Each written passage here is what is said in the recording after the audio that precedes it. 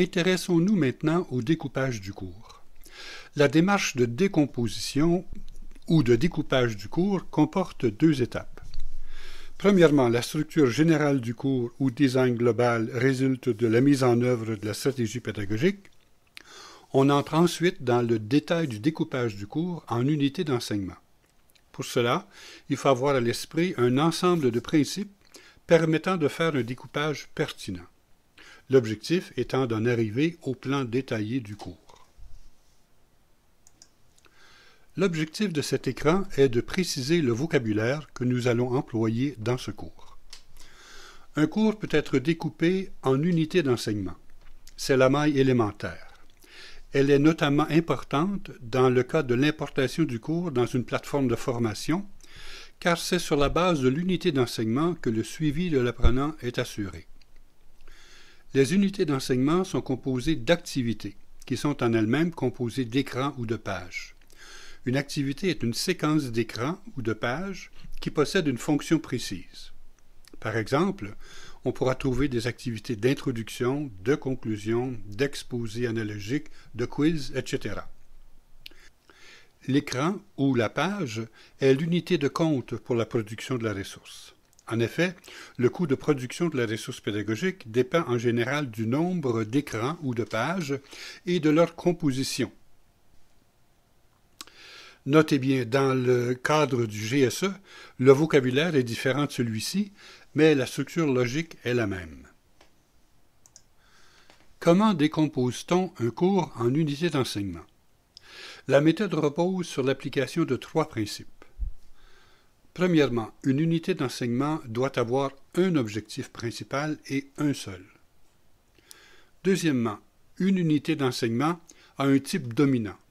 Le type d'unité d'enseignement correspond à des formes de base associées à des objectifs spécifiques. Nous verrons dans quelques instants quels sont les différents types d'unités d'enseignement. Et troisièmement, une unité a une durée limitée. Sylvain Vaccarès propose une durée maximale de 40 minutes. Bien entendu, cette durée peut être plus courte ou plus longue. Si le sujet traité nécessite plus de temps, il faut la décomposer en plusieurs unités d'enseignement.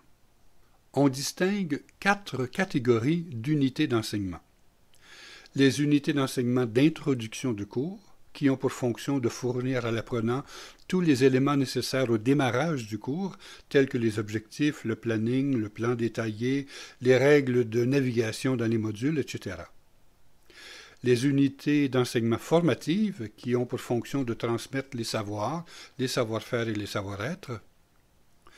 Les unités d'évaluation, qui ont pour fonction d'évaluer les savoirs et les savoir-faire et le savoir-être acquis par les apprenants. Et enfin, les unités de conclusion, qui terminent les cours et peuvent aiguiller, le cas échéant, sur d'autres cours ou sur des moyens d'approfondir ses connaissances. La démarche de conception d'une unité d'enseignement formative est composée de 3 étapes. La première étape consiste à identifier le type d'unité d'enseignement. Celui-ci dépend de la nature de son objectif. Nous y reviendrons. La seconde étape consiste à prendre en compte les principes communs à la conception de toute unité d'enseignement formative. Enfin, il faut vérifier l'ambition pédagogique de l'unité d'enseignement conçue. Il faudra notamment valider le respect des objectifs et des caractéristiques initiales qui ont conduit à la définition de l'approche pédagogique, c'est-à-dire les niveaux des apprenants, l'ordre d'acquisition des connaissances, etc. Les écrans qui suivent vont détailler chacun de ces points. Comme nous l'avons vu, une unité d'enseignement a un objectif pédagogique prédominant. La nature de cet objectif doit nous permettre de déterminer la forme générale de l'unité d'enseignement, c'est-à-dire une forme d'organisation pédagogique type en fonction du type dominant d'acquisition visée. À partir de divers travaux de pédagogues, notamment américains, on peut arriver à la classification d'acquisition de savoir suivante.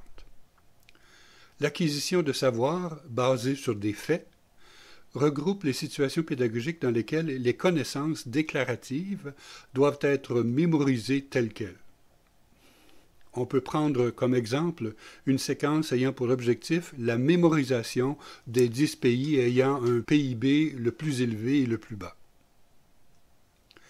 L'acquisition de savoir basé sur des concepts regroupe les situations pédagogiques ayant pour but l'acquisition de connaissances déclaratives basées sur des représentations mentales ou prototypes d'objets. On peut prendre comme exemple une séquence ayant pour objectif de reconnaître les comptes de bilan. L'acquisition de savoir ou de savoir-faire basé sur des procédures regroupe les situations pédagogiques ayant pour but l'acquisition de connaissances procédurales basées sur un comment faire à partir d'enchaînements d'opérations, de règles. On peut prendre comme exemple une séquence ayant pour objectif de savoir effectuer une écriture comptable d'achat de marchandises suivant les règles du plan comptable en vigueur. L'acquisition de savoir-faire basé sur des principes regroupe les situations pédagogiques ayant pour but l'acquisition de connaissances pratiques basées sur l'action, résultant de l'adéquation entre les connaissances acquises et leur mise en application. On peut prendre comme exemple une séquence dont l'objectif est être capable de mettre en œuvre une politique d'amortissement des dépenses.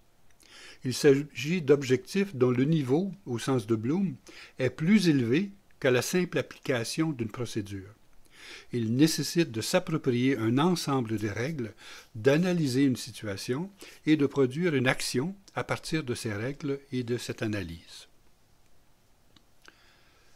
Pour terminer, l'acquisition de savoir-faire basé sur des attitudes regroupe les situations pédagogiques ayant pour but de modifier le comportement de l'apprenant. Ce sont les séquences les plus difficiles à réaliser, surtout en e-learning.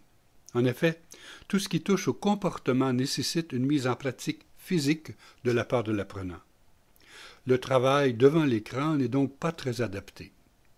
On peut toutefois effectuer certaines simulations destinées à faire acquérir des réflexes qui permettent de limiter la durée des séances présentielles. Ce tableau montre que la classification porte sur la nature de l'objectif, mais également sur le type d'action cognitive. Plus on progresse dans la classification, plus les actions cognitives sont complexes. C'est ce qui va permettre de déterminer les formes associées à chaque type d'unité d'enseignement: fait, concept, procédure, principe, attitude. Si des formes différentes existent en fonction des types d'unités d'enseignement, la conception d'une unité s'appuie sur des principes communs à tous les types d'unités d'enseignement. Notamment, chaque unité comporte 3 systèmes: un système d'entrée, un système d'apprentissage et un système de sortie. Étudions de plus près ces 3 systèmes. Le système d'entrée a pour objectif de préparer l'apprentissage. Il s'agit de l'introduction à l'unité d'enseignement. Le système d'apprentissage présente le contenu proprement dit. Il a pour objectif de faire assimiler la connaissance aux apprenants. Le système de sortie doit permettre à l'apprenant de mettre en application et de transférer ses connaissances. Il s'agit de mise en application, d'approfondissement, d'évaluation et de conclusion. La dernière étape de la conception d'une unité d'enseignement consiste à vérifier l'ambition pédagogique. Pour cela, on validera que l'unité d'enseignement répond aux attentes par rapport aux objectifs pédagogiques annoncés au début de l'unité d'enseignement, par rapport au niveau de l'apprenant, par rapport au temps consacré à l'apprentissage et par rapport à la densité des informations à mémoriser. Cet écran nous montre la structure typique d'une unité d'enseignement de type concept. Bien entendu, il ne s'agit pas ici d'une forme absolue, la seule possible pour transmettre les connaissances de ce type. Il s'agit d'un modèle cohérent, adaptable, offrant une base de travail au concepteur. La structure typique d'une unité d'enseignement de ce type sera composée de 5 étapes successives. Il faudra introduire l'unité d'enseignement et notamment annoncer les objectifs, le plan, la durée et indiquer à l'apprenant ce qui est attendu de lui. Il faudra ensuite définir le concept étudié. Pour cela, on peut proposer diverses activités à l'apprenant. On peut, par exemple, lui proposer un exposé de type inductif, lui permettant de construire lui-même la définition à partir de ses propres connaissances. Ou, encore, procéder par analogie. Ensuite, il faudra lui permettre de s'entraîner à la reconnaissance du concept. Les exercices de discrimination sont très efficaces dans le cas d'un concept. Par exemple, si nous souhaitons enseigner la notion de développement professionnel, nous pourrons lui proposer un exercice lui présentant des situations pour lesquelles il devra indiquer s'il s'agit ou non d'une instance de pratique professionnelle. La conclusion viendra terminer la partie cours de l'unité d'enseignement. Elle proposera une synthèse et mettra en valeur les points essentiels. Elle pourra également proposer des liens vers des approfondissements. La dernière étape permettra d'évaluer les connaissances acquises par l'apprenant. Ce tableau présente une liste non exhaustive d'activités et leur adaptation à chaque type d'unité d'enseignement. Plus l'activité demande une charge cognitive élevée, moins elle est adaptée au type d'unité d'enseignement fait ou concept. Pour chaque type d'unité d'enseignement, on peut construire une structure telle que celle que nous avons vue appliquée au cas de l'unité d'enseignement de type concept. De la même façon, nous allons pouvoir déterminer des enchaînements logiques d'écran ou de pages pour chaque type d'activité. Voici un exemple d'une activité de type exposé inductif. Comme pour la structure de l'unité d'enseignement de type concept, il s'agit d'une forme de base adaptable. La particularité de l'exposé inductif réside dans sa démarche, aller du particulier au général. Elle permet de s'appuyer sur des connaissances présentes chez l'apprenant pour en construire de nouvelles. Ce schéma propose un enchaînement logique permettant de construire ce type d'exposé.